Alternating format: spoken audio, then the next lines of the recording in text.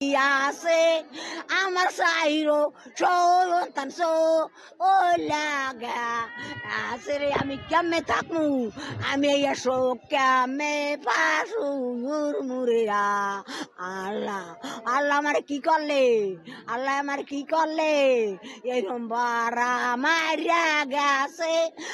আমার ঘরের পরিচালক তেনজন চল্লাগা আছে রে আল্লাহ আরে আল্লাহ আমার তালাই এখন কেব নাই রে বাবা আমার বাবারা মায়ের কেরাতে দিয়ে গেলে আর আমার বাবারা কিছু কইয়ে গেলে না আরে বাবা আরে বাবা ও বাবা আমার পরান্ডা তেলের বাজে আমার এখন কি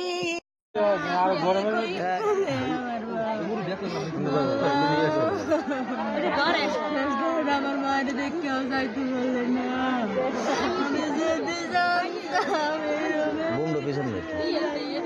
আমি এমপি করে দেখাইতাম আমার মায়েরে একটু ভিডিও কল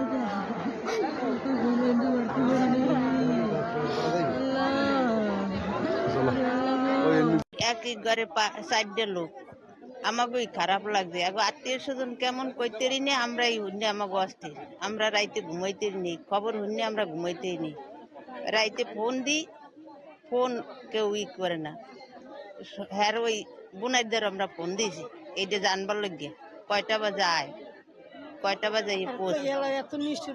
আসলে অবস্থা আমাদের না গ্রামবাসী সবারই খারাপ লাগছে কারণ মানুষ পৃথিবীতে বাঁচতে থাকলে এক জায়গায় থাকলে মানুষের সাথে মানুষের ঝগড়াঝাড়ি ভালো মন্দ হয়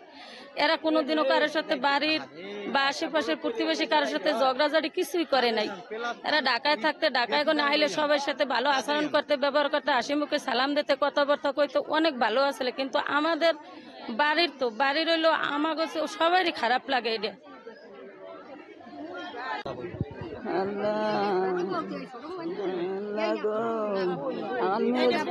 আমার মেজো ভাইয়ের বউ ছোট ভাই মেজো ভাইয়ের ছেলে আল্লাহ আল্লাহ মাজারে মানত আসলে সেই মানত শোধ করতে গেছে আবার পথে অ্যাক্সিডেন্ট হয়েছে আল্লাহ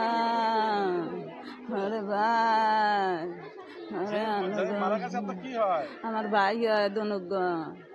আর মেজো ভাইয়ের বউ হয় আর ভাই ভূত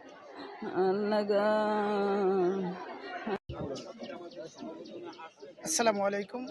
আমরা গতকালকে এই একই পরিবারের 4 জন লোক মৃত্যুবরণ করার পর থেকে আমি এবং আমার ইউনিয়ন পরিষদের সম্মানিত সদস্য বৃন্দ সহ আমরা এই পরিবারের সমবেদনা এবং তাদের এই পরিবারের সার্বিক সহযোগিতার কাজ করার জন্য আমরা তাদের পাশে থাকবো এবং আছি এবং আগামীতেও আমরা তাদের এই পরিবারদের পাশে সার্বিকভাবে সহযোগিতা আমার গলাচিপা ইউনিয়ন পরিষদের পক্ষ থেকে থাকবে এবং এখনো আমরা করে যাচ্ছি এবং সার্বিকভাবে এবং তাদের আমরা সহযোগিতা করব। না এইখানে যে 4টা এই গোরস্থান খোলা হয়েছে এই ধরনের ঘটনা আমার এই 76 বছর বয়সে আমি কোনখানে এইভাবে দেখি নাই। এটা দেখলে তো মানুষ শিক্ষা গ্রহণ করা উচিত যেন আমাদের প্রত্যেকেরই এইভাবে যাইতে হবে।